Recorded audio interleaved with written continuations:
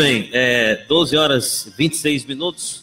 Doutor Belísio, com relação à questão ainda da gripe, né? E os ouvintes podem ligar para cá já, 3417-2902, 3417-2902 é o nosso telefone para você fazer sua pergunta ao doutor Belísio. Doutor Belísio, a pessoa idosa, ela tem como se prevenir contra uma gripe, para não pegar uma gripe? O que ela tem que fazer, então, para não adoecer de uma gripe, não pegar uma gripe? Vacinar-se. Primeiro, tem que se vacinar todo ano. Aquela conversa de, não, a vacina foi feita para matar os velhos, como que os velhos estão cada vez aumentando? Acho que ela foi feita para aumentar, né, o número de idosos, que não existe. Ele gripa em virtude de, naquela época, todo mundo está gripando. Coincidentemente, ele fez a vacina e ele associa que foi a vacina que gripou. Bota a culpa na Bota a culpa na vacina, mas na verdade ele já estava. Porque aquela vacina, ela é feita de vírus inativado, vírus morto. Como é que uma pessoa morta pode fazer nada contra ninguém? O que pode fazer é que aquele vírus morto seja reconhecido pelo organismo e o organismo cria uma defesa contra ele, mas dele agredir o organismo, não. Essa conversa de que a vacina adoece, isso é conversa para boi dormir. Não toma porque às vezes tem medo, porque por N motivos, mas tem que tomar, tem. Então, não quer ter gripe, não quer ter resfriado e, consequentemente, não quer ter uma pneumonia ou piorar as outras doenças, toma vacina. 2, manter o estado de hidratação, tá sempre bebendo água, manter suas defesas, o seu sistema imune capaz de responder. Alimentação adequada, o paciente nutrido e o paciente bem hidratado. Outra medida que pode se fazer, lavar as mãos nesse período.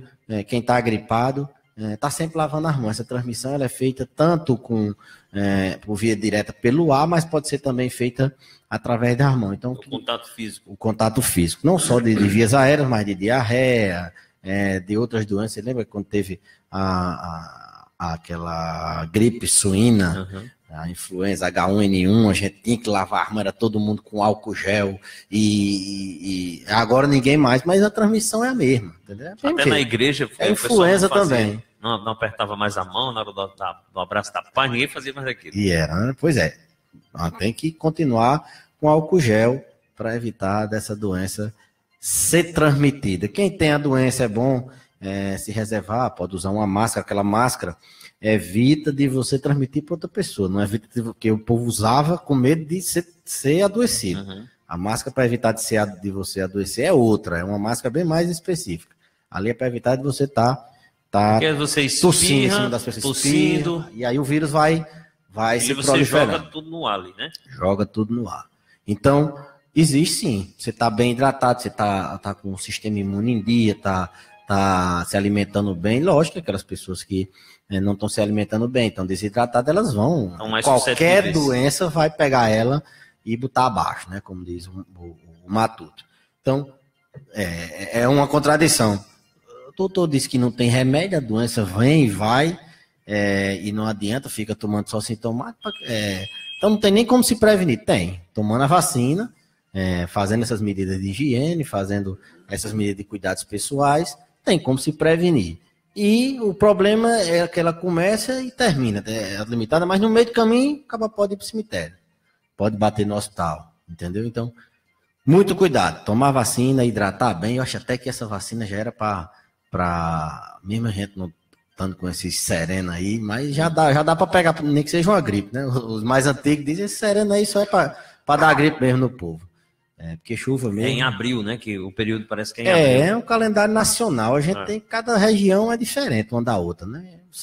Acho que já falei aqui outras vezes que a gente tem que ajeitar aí uma proposta aí para poder antecipar. Quando a gente vem vacinar aqui os nossos idosos, já tem morrido um bocado, já tem adoecido, já estão doentes. Em abril, se bem que esse ano a conversa dos meteorologistas é que só vai chover depois de março, né? Eu vi aí uma conversa aí no professor Molion, né, que disse que ia chover mais em março. Eu tô vendo a hora chover só o próximo ano, porque já estão só botando para frente. Tô Belísio é antenado também na meteorologia, tá vendo? Arruma de bicho lá para beber sem água, meu amigo. Doutor, deixa eu lhe perguntar. É importante também, então, nesse meio, na história da prevenção, o idoso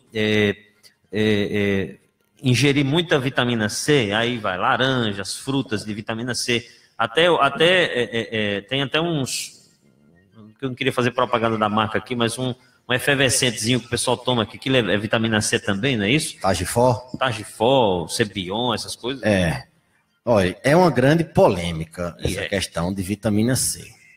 A gente não tem evidência na literatura que vitamina C previne gripe. Senão a gente passava vitamina C para todo mundo e estava resolvido, não precisava de vacina, nada disso. A vitamina C, ela tem uma propriedade antioxidante, né? Então ela tem várias funções outras, e acredita-se que ela melhora a sua imunidade, melhora seu sistema de defesa.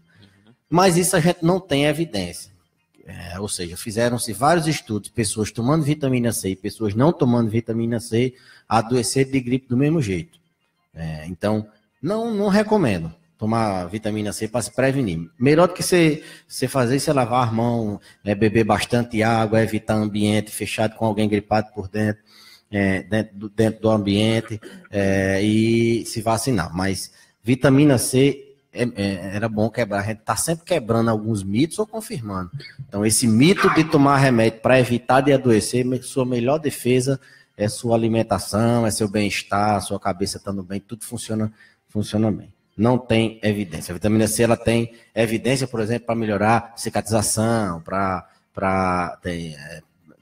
pós-operatório de cirurgia cardíaca, o pessoal faz muito vitamina C, mas para evitar gripe, infere-se na prática, não, porque assim, a medicina hoje é baseada em evidência, ela não é mais, olha, esse remédio aqui, ele funcionou num rato, ele funcionou in vitro, mas se ele não tiver funcionado no humano, não adianta. Então, ela pode ter funcionado em outras coisas, mas na prática humana, não. Muito bem, doutor, tem uma pergunta aqui do amigo Sérgio Almeida, está no Facebook, na live, perguntando, queria fazer uma pergunta ao doutor Belísio. Minha mãe é diabética, tem 50 anos, ela sente sempre fortes dores no solado do pé e no joelho, que sempre incha muito, ele diz. O que ela deve fazer? O que é isso e o que ela deve fazer? Nos dois ele falou, depois ele responde. Não cita não aqui, mas... Bem, essa queimação, essa dor em paciente diabético, embaixo dos pés, é uma dor do tipo neuropática, é uma neuropatia diabética, provavelmente. Eu já disse em outras oportunidades, mas é sempre bom a gente estar lembrando que o pessoal vai fixando. Paciente que é diabético, que tem dormência, queimação nos pés, provavelmente esse paciente tem uma dificuldade do sangue chegar lá, ou seja, um problema circulatório, o paciente diabético. A glicose alta, ela é mesmo que um ferrugem, ela vai enferrujando as artérias e vai passando pouco sangue. Ela também enferruja a inervação, a capacidade de sentir daquele paciente vai diminuindo. Então, ela vai degradando o sistema vascular, vai degradando a circulação e vai degradando também a glicose alta no sangue, o açúcar vai degradando também o sistema de inervação. Então, é muito comum a gente ter essa neuropatia diabética. Por isso que a gente está sempre dizendo aqui, diabético, o principal, uma das coisas mais importantes do diabético é todo dia olhar para os pés dele, inclusive tem um espelhinho debaixo do pé. Olhar se não tem frieira, ter cuidado quando for cortar as unhas, hidratar bem os pés, porque ele não sente, ele tem uma tendência a perder a sensibilidade naquela área, e se ele se cortar, ele não vai sentir. Além disso, tem dificuldade do sangue chegar lá, e aí não vai cicatrizar. Para a gente poder cicatrizar qualquer ferida, tem que ter sangue. Então, deve ser dor neuropática, é uma dor causada pelo diabetes. Já o inchaço e a dor no joelho, não, isso aí já não tem mais nada a ver com diabetes. Provavelmente, ela não tem assim, uma idade tão avançada, 50 anos, uma paciente relativamente jovem. Dor, a principal hipótese é sempre a artrose, inflamação nas juntas, as juntas se desgastando e ficando inflamada. Pode ser isso. Tem que ver se é bilateral, se é dos dois lados, tem que ver se esse inchaço não tem uma outra causa, drenagem, enfim. Mas é uma dor neuropática causada pelo diabetes e que tem tratamento, na maioria das vezes, medicamentoso. Basta ser diagnosticado certo para poder se tratar. Muito bem, tem um ouvinte com a gente no telefone. Alô, boa tarde. Boa tarde. Quem fala? Vailton. Raildon? Sim, Vailton. Vailton. Vailton tem quantos anos e fala de onde? Eu sou de Caicó. Qual a sua idade?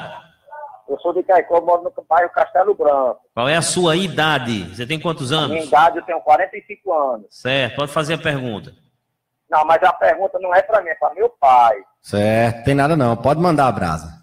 Pronto, doutor Beleza, porque meu pai tem 82 anos e agora ele começou a sentir uma dor na coluna para as pernas. Como exemplo, quando a gente vai pegar ele, ele vai entrar no carro, ele passa uma perna e a segunda ele não consegue passar normalmente, tem que ter a ajuda do braço. O que poderia ser? Ele é magrinho ou é cheinho? Ele é magrinho, ele deve ter o quê? Seus 70 quilos, mais ou menos. É dos dois lados que desce. É na coluna descendo para as duas pernas ou é uma mais? É dos dois lados, desce da coluna para as pernas ou é só mais uma perna? Não, é só mais nas pernas. E ele disse que quando caminha, dói como se fossem as articulações entre da coxa descendo para as pernas. Certo, muito bem. Ele toma remédio para alguma coisa? O que fazer? Pronto, vou responder. Ó, ele toma remédio para problema de pressão com o doutor Sérgio. Certo. Tá, João, vou responder agora. Obrigado pela pergunta. Bem, dor lombar, né, no idoso de 82 anos, essa dor irradiada para os membros inferiores, ou seja, essa dor corre para as pernas. Ela começa na coluna e corre para as pernas. Então, lombalgia no idoso, o que é que a gente tem que primeiramente imaginar? Doença no osso ou no músculo da coluna ou do quadril. Quais são as estruturas que a gente tem ali na coluna e no quadril? A gente tem o osso, tem as vértebras, a gente tem músculo, passa ali os músculos paravertebrais, a gente tem tendão, a gente tem ligamento, a gente tem nervo, tem artéria, mas fundamentalmente o que dá mais dor no paciente idoso é alguma estrutura óssea ou muscular que está ali dando dor. Essa dor que se caracteriza com de descer para as pernas, de irradiar para as pernas, geralmente é algum problema que compromete também a inervação das pernas. Pode ser uma estenose do canal medular, ou seja, o canal que passa o nervo na coluna, ele comprime e fica pinçando uma raiz nervosa das pernas. Então, isso pode ser uma estenose do canal medular.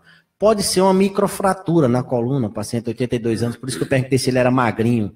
Paciente magrinho, ele pode ter fastiar a coluna, pode a coluna dele ficar trincada, e ali dá muita dor. Então, pode ser osteoporose causando microfraturas, pode ser uma estenose de canal medular, pode ser a própria artrose. Uma vértebra fica em cima da outra. Então, aquela vértebra no meio ali tem um amortecedor. Esse amortecedor é um núcleo gelatinoso que a gente chama de disco intervertebral. Esse disco, quando ele hernia, ele sai dessa estrutura entre uma vértebra e outra, a gente considera hérnia de disco. Então, o idoso ele tem mais tendência à hérnia de disco, principalmente se ele for um idoso que pegou muito peso, enfim. A artrose, como eu falei, a inflamação, o desgaste da cartilagem que fica aquela parte lisa do osso, aquilo se desgasta, aquilo ali é para as juntas se movimentarem, lubrifica a junta, pode se desgastar e dá dor também, a gente tem muito osso, tanto no quadril como na coluna, e pode ser alguma inflamação em tendão, alguma inflamação no líquido que lubrifica essas articulações, uma bursite. Teria realmente que a gente dar uma examinada, mobilizar, palpar essa coluna, fazer alguns testes provocativos na raiz nervosa, alguns testes de irritação na raiz do nervo, no nervo ciático que desce para as pernas. O que a gente recomenda, assim, pelo rádio, primeiro procurar um médico que trate isso. 82 anos pode ser o geriatra, pode ser o reumatologista, pode ser o ortopedista, pode ser médicos que tratam dor. Então, para diagnosticar, na maioria das vezes, Sidney, eu falei de várias causas aqui, né? Uhum. Na maioria das vezes não é só uma coisa. A artrose, é a microfratura, com um tendão inflamado. Então, às vezes, você tem várias coisas dando a dor. Como ele é hipertenso, tem 82 anos, o que eu posso recomendar à família é que evite anti-inflamatório, evite o diclofenaco, piroxicano, imesolida, qualquer anti-inflamatório, que ele pode piorar dessa pressão e ele pode ter outros problemas em virtude da idade. Procure o médico para poder examinar, identificar e tratar. Eu sempre relembro que dor não é uma coisa inerente da velhice. A gente não pode achar que ser idoso é sinônimo de ter dor. Tem que tratar até porque limita ele. Ele está com dificuldade já de entrar no carro. Então, vai ser a dificuldade de entrar no carro, daqui a pouco vai ser a dificuldade de se levantar para comer e aí vira uma bola de neve. Tem que matar o mal pela raiz. Tem que descobrir a causa da dor, a causa ou as causas, na maioria das vezes, multifatorial. Examinar, pedir alguns exames de imagem e tratar a dor. Tratar com remédio, com fisioterapia, com acupuntura, com o que a gente tiver disponível que foi indicado naquele paciente. Então, minha recomendação seria evitar o inflamatório e levar ele para ser examinado, para ser avaliado e buscar uma causa. Pode ser uma causa simples, algumas coisas simples, mas pode ser coisas mais sérias. Muito bem. A ouvinte mandou uma mensagem aqui para a gente, doutor. Vamos ouvir aqui no meu WhatsApp. Boa tarde, Cida. Bem, meu pai, a gente foi para veranear, passou uns dias na praia. Então, ele veio gripado de lá. E não vai fazer 15 dias que nós chegamos e ele está com uma gripe muito forte, não consegue se alimentar bem. Tudo que come agora está dando dor de barriga. O que fazer numa hora dessa? Aí, doutor, a gripe. Uma gripe com 15 dias, né? 15 dias. A gripe mais... Pegou no litoral, né? Pegou no litoral. Dificilmente uma gripe dura 15 dias. Provavelmente ela complicou com alguma infecção subjacente. Aquilo que eu falei, deixa o organismo mais frágil, prepara para uma bactéria entrar ali. Então, é um idoso que já está perdendo apetite. É um idoso, pelo menos eu imagino que seja um idoso. Está perdendo apetite, já vem com gripe há 15 dias e não melhora, muito provavelmente ele já fez uma infecção bacteriana, ele deve estar começando um quadro de pneumonia. Tem que levar ao serviço de saúde para se iniciar antibiótico, se for o caso. Mas o curso geralmente é esse. Gripe, quando melhora com 7, 10 dias, tá bom. Quando não melhora, 15 dias é porque a gripe transformou-se numa pneumonia e essa pneumonia ou entra com antibiótico, ele vai cada vez mais agravar. Hidrate bem, alimente bem, mais leve para um médico dar uma examinada. Muito bem. Lembrando que o ouvinte pode mandar mensagem aí no WhatsApp da rádio da gente, né, Berg? Mostra aí. 9908-2706. 9908. Não tá querendo ligar, não. Você já disse umas 5 vezes para mim. É porque o pessoal tá ligando defeitos. Aí, Berg não tá ouvindo. Mas tem mais 3 mensagens aqui. Doutor Beleza, meu esposo sente uma quintura como um suor frio. Mas à noite ele fala que sente uma uma agonia nas pernas. Ele tem 70 anos. Ele está com a glicose em 130. Ela falou se toma remédio? Não. Não, né? Uma agonia nas pernas que piora à noite. Isso. Pelo que eu entendi, isso. Existe uma doença, Sidney, muito comum em idosos, que é chamada Síndrome das Pernas Inquietas. A sigla é SPI. Como é que se caracteriza essa doença? É aquela pessoa que quando vai se deitar, ela tem uma agonia nas pernas mesmo. Ela tem que mexer as pernas para poder a agonia passar. Então, essa doença, ela incomoda, ela é uma das principais, aliás, uma das principais não, ela tira o sono do paciente. Ele só dorme se ele ficasse mexendo as pernas, esfregando uma perna na outra.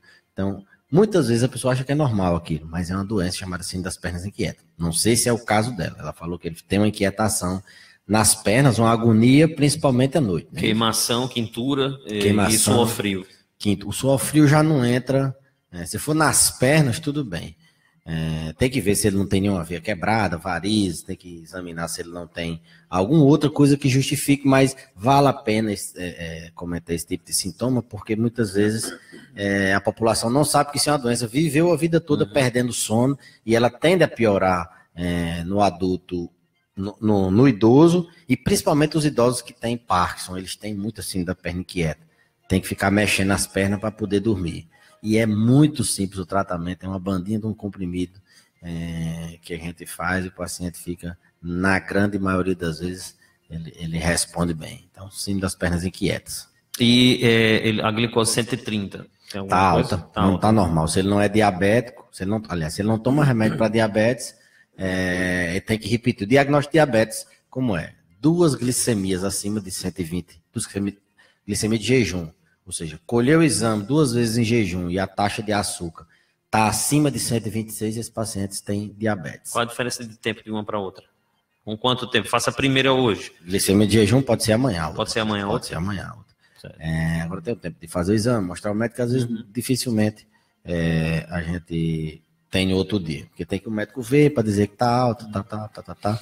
E tem outras formas de diagnosticar, mas 130 está acima do limite. Então, repetir a glicemia e fazer um teste oral de tolerância à glicose. É um teste que você colhe o sangue de manhã, mede o açúcar ali no sangue, você toma uma garapa de açúcar, dextrose, 75 miligramas, é um tipo de carboidrato, e 2 horas depois você colhe o sangue de novo. E tem um valor padronizado, se aquela glicose depois da garapa subir mais do que o que deve subir, você também pode ter o diagnóstico de diabetes aí. Mas a gente tem pré-diabetes, tem intolerância à glicose antes de ser diabético. Com a glicemia de 130, geralmente o paciente ou está começando um diabetes ou ele tem intolerância à glicose. Muito bem, tem outra pergunta aqui. Doutor, eu tenho 63 anos, fiz uma cirurgia, fiz todos os exames, deu tudo ok. Mas quando eu como qualquer coisa, fico enjoada. Queria saber o possível motivo disso. Cirurgia de quê? Ela não cita aqui a pessoa. Tem. Zuleide, mas ela não cita aqui de que foi a cirurgia. A idade dela? Também não. Não. Também não. Zuleide, pedi a Zuleide aí para mandar esses detalhes para a gente. Ela tem 63 anos, doutor. A idade de que foi e há quanto tempo foi essa cirurgia? A idade é 63, 63. 63. Falta saber de que foi a cirurgia. E quando foi? E quando foi? Porque náusea, vontade de vomitar, é um sintoma inespecífico. Náusea você pode ter quando você tem enxaqueca, quando você tem uma gripe, quando você tem um AVC, quando você tem um infarto. Então, náusea é um sintoma que a gente não. Você está com vontade de vomitar, náusea aparece, vontade de vomitar aparece em várias doenças. Então, teria que caracterizar melhor essa náusea dela. Se é um pós-operatório imediato, se foi um pós-operatório de uma cirurgia no aparelho do trato gastrointestinal, se foi no estômago, uma coisa desse tipo. Mas qualquer procedimento cirúrgico, você fica mais parado. A tendência é que seu peristaltismo ande mais lento. Você tem uma tendência a ter uma lentidão no movimento que passa ali nas tripas para a comida andar. Então, às vezes, a estase dá vontade de vomitar. Não sei se é o caso dela. Como eu falei, é muito inespecífico. Muito bem. Doutor Belísio, quando a gente está voltando à questão da gripe, né? No final de uma gripe, a reta final, vamos dizer assim, de uma gripe, o idoso ele pode ter uma tosse alérgica, algo assim desse tipo? Ou ela se acaba sem ter essa tosse, ou geralmente ela vem acompanhada com essa tosse no final? Zuleide mandou um áudio, vamos ouvir aí o que ela diz. O doutor fala já sobre essa questão da gripe. Vamos lá. Boa tarde, Sidney. Zuleide, olha, a cirurgia foi da vista. Faz 1 ano e 1 mês que eu fiz a primeira cirurgia, fiz todos os exames, deu tudo ok. Faz 4 meses que eu fiz a outra cirurgia do outro olho. Fiz todos os exames novamente, exame de coração, fiz tudo, deu tudo ok, certo? Só que até o café da manhã que eu tomo, eu fico enjoada. E se eu passo assim um pouquinho de requeijão no pão, é light. E eu não sou de comer muita gordura e pouca massa. Acho que pode ser da massa, eu creio que seja da massa, não sei. Mas tudo que eu como fica enjoada. Náuseas pós-prandial, assim, tem provavelmente alguma alteração no estômago, alguma alteração no esôfago. O ideal nada seria... com a operação da vista, né? Não, tem nada a ver com a operação da vista, não. Se fosse assim, pós-operatório imediato, a gente poderia até pensar. E foi uma cirurgia na vista, não tem como não. Então é procurar um médico para provavelmente ele solicitar uma endoscopia, que é aquele exame da mangueira, ver se não tem um refluxo, ver se não tem uma gastrite, ver se não tem alguma doença que justifique essa náusea, porque está comprometendo a alimentação dela, daqui a pouco ela desnutre, e aí vai ficar sem defesa, vai pegar uma gripe, né? Se Deus queira que esse mal seja cortado pela raiz. Quanto à sua pergunta do final da gripe, a gente chama de convalescência, um período que acaba a gripe e o paciente fica ali convalescendo, se recuperando total. O período de convalescência de gripes em idosos, ele é maior, ele dura mais. O idoso ele fica com fraqueza, às vezes perda de apetite, uma tosse seca, por mais tempo, 15 dias, 21, até um mês, é esperado que ele tenha, porque o pulmão foi irritado, né? Teve um vírus que agiu ali e ele fica com essa tosse que o pessoal, tosse alérgica, uma tosse irritativa, porque pós-pneumonia ou pós-gripe ele fica com essa tosse. Ele passa alguns dias se recuperando. Mas essa tosse, ela é o quê, doutor? Ela é um resto de secreção que o seu pulmão está tentando expulsar e sua garganta acaba se irritando com isso e o seu corpo provoca essa tosse, é isso ou não? É um mecanismo de defesa, né, a tosse. O trato respiratório dizendo que tem alguma coisa errada. Às vezes é uma secreção, às vezes ainda está inflamada aquela mucosa da agressão do vírus. Às vezes você não tinha uma alergia e ali se depositou um agente alérgico e você tossiu.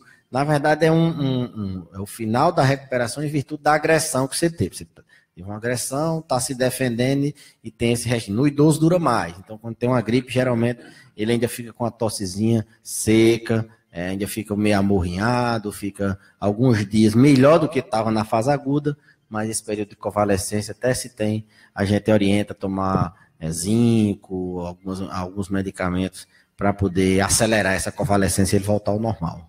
Muito bem, o ouvinte mandou uma mensagem aqui meio que vaga, né? Mas dá para quais os tipos de doença que pode dar no fumante, doutor? Tudo que você imaginar, Tudo que você imaginar, né? De ruim, né? Nem doença boa o fumante tem direito. O cigarro, assim, vamos começar pelo risco cardiovascular. Quem fuma tem um risco maior de ter AVC e de ter infarto. AVC entopa uma veia no cérebro, você fica com a banda morta, como diz, dependendo dos outros, até para limpar, fazer sua higiene íntima. Então, o fumo é causador de aumento de risco cardiovascular. Principal causa de impotência, diabetes e cigarro. O cigarro, ele agride a mucosa do vaso e agredindo o pênis, ele tem ereção em virtude de mecanismos vasculares, então o cigarro causa impotência. É a principal causa de câncer independente. Assim, o que é principal causa é o maior carcinógeno. Ele causa vários cânceres, em todo canto que você pode se imaginar. Se tem uma coisa que você quer fazer para evitar câncer, tira o cigarro. O câncer no pulmão é o principal, é o carro-chefe, mas ele é o grande causador de câncer de boca, grande causador de câncer de esôfago, grande causador de câncer de intestino. Então ele causa câncer, ele mata de AVC, ele mata ou deixa você sequelado, ele mata do infarto, ele causa câncer, ele causa enfisema pulmonar, aquela doença que o paciente fica dependendo de oxigênio por boa parte do dia, tem que andar com a bala de oxigênio. Então o cigarro é um grande vilão da saúde, é um dos grandes vilões da saúde, é o cigarro. Então se você não quiser ficar cansado, ter um câncer de pulmão, infartar, ter AVC, ainda que quiser ter uma vida sexual saudável, pare de fumar. Muito bem, 12 horas e 55 minutos. Doutor Belísio, o carnaval está chegando, né? Tem muita gente idosa, até nessa faixa de 50, 60 anos, que gosta de brincar carnaval, né? Vai pro meio da folia mesmo. Tem que ter uns cuidados aí para ir para lá, no meio da galera. Sidney, se tiver água para beber, é bom levar. É bom levar, ninguém sabe, né? Carnaval, se não tiver água, não tem como beber. Mas andar sempre com a garrafinha com água, ter cuidado na alimentação, muitos idosos são diabéticos, e andar com aquela barrinha de cereal no bolso, alguma alimentação para ele se alimentar. Se for ingerir bebida alcoólica, sempre com água. Uma lapada na cerveja, outra lapada na água. Tem que andar quem bebe e tem doença e é idoso, tem que ter cuidado nessa questão da hidratação. Muito cuidado com quedas, a gente sabe que o ambiente dos blocos, às vezes passa por canto que tem calçamento e ali ele pode tropeçar, sofrer uma queda e fraturar, andar sempre com alguém. A gente sabe que idoso muito doente não vai estar no meio do bloco do Magão do Treme-Tempo, né? É um idoso robusto que pode ir para isso. Mas muito gosta de ver a folia. Os idosos nessa época mais se preocupam com os filhos, com os netos, de fazer comida, de chegar na hora, do que mesmo aproveita a folia. Mas até com isso tem que ter cuidado também, né? Até com isso tem que ter cuidado. Não pode estar perdendo o sono, não tem como evitar certas coisas. Então, idoso que tem família grande, a família tentar não deixar ele tão preocupado, não deixar ele tão sobrecarregado. Tem o outro lado também, tem uns que gostam de receber e fazer aquelas comidas. E se for daquele perfil de idoso que gosta de ir para um lugar mais tranquilo, procurar a zona rural. Tem muitos que procuram a igreja é um ambiente assim vamos dizer, de refúgio para as pessoas que não vivem o carnaval que a gente vê aí nas publicidades, mas vamos torcer pelo menos que tenha água para beber. Muito bem, doutor Beleza, obrigado pela sua participação por hoje. Terça-feira ele está de volta, trazendo mais informações para vocês. Uma pessoa fez uma pergunta que o senhor já tinha respondido em outra ocasião, que é a partir de quantos anos a pessoa deve procurar um geriatra? Perfeitamente.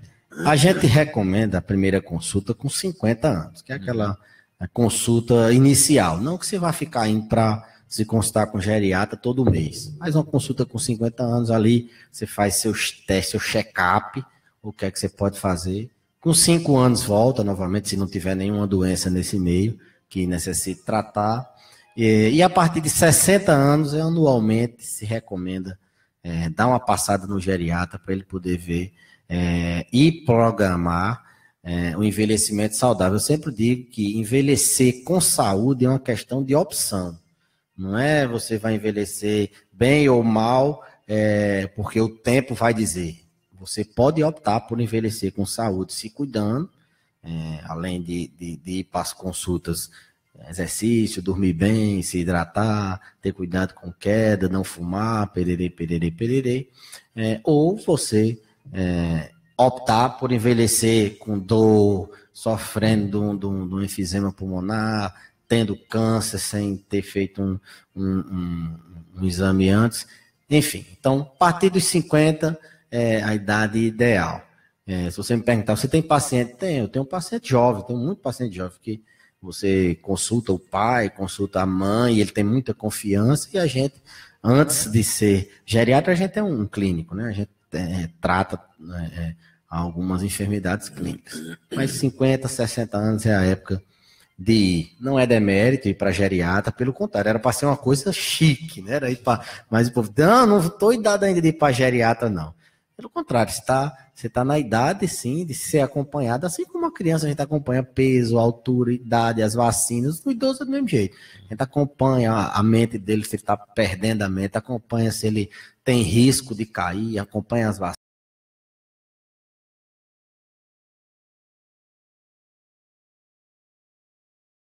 Ficando sem paciência, irritado. Então, recomenda-se a partir de 60, que é a idade que a gente começa de fato a ter a sobrecarga da velhice. Muito bem. Obrigado, doutor. Você esqueceu parece que o Vascão não está muito bem, que você não falou nada. Esse homem tem que mexer com ele. Rapaz, Eurico Miranda... Eurico Miranda é o problema do Vasco da Gama desde sempre. Desde sempre. Quando ele ganha do Flamengo, vocês acham o Eurico Miranda não, nunca achei o Eurico Miranda bom. Quando ele perde, aí é o ruinzão. Não, nunca achei o Eurico Miranda bom. Nunca. Pro Vasco da Gama, nunca foi. E aquela conversa que aquele cabo é uma pessoa dele, aquele presidente. Né? É dele. Foi só o tapinha ali. Foi só um tapinha. Ele quem vai mandar. Ele é quem vai mandar. Então vai para a Sibéria de novo. Seu Flamengo, como é que vai? Rapaz, nosso Flamengo está se preparando para Libertadores, não é para pré-Libertadores, não. Disseram que o Vasco nem passagem teve cortaram a luz do Vasco essa semana. A gente tá com o time, o profissional, o time A. A gente tá treinando para Libertadores e nosso time C tá jogando no Carioquinha. A gente botou a molecada lá da Copa São Paulo, que inclusive foi pra final, né? Esses flamenguistas são engraçados. Um dia desse, no final do ano passado, o senhor tava metendo o cacete do Flamengo aqui.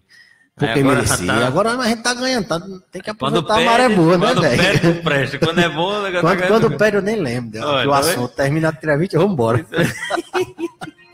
Um abraço, Um abraço. Joga com quem esse fim de semana, seu Flamengo? Rapaz, eu acho que é o clássico, né? É Fla-Flu? Jogou Volta Redonda, Botafogo. Cabo Friense e joga o clássico. Eu acho que é com... Acho que é o Botafogo, se não me falar a memória. É. Sei não me lembro não. Flamengo, eu não quero saber de nada do Flamengo. E o VAR, joga com quem? Também não sei não. Um abraço, doutor.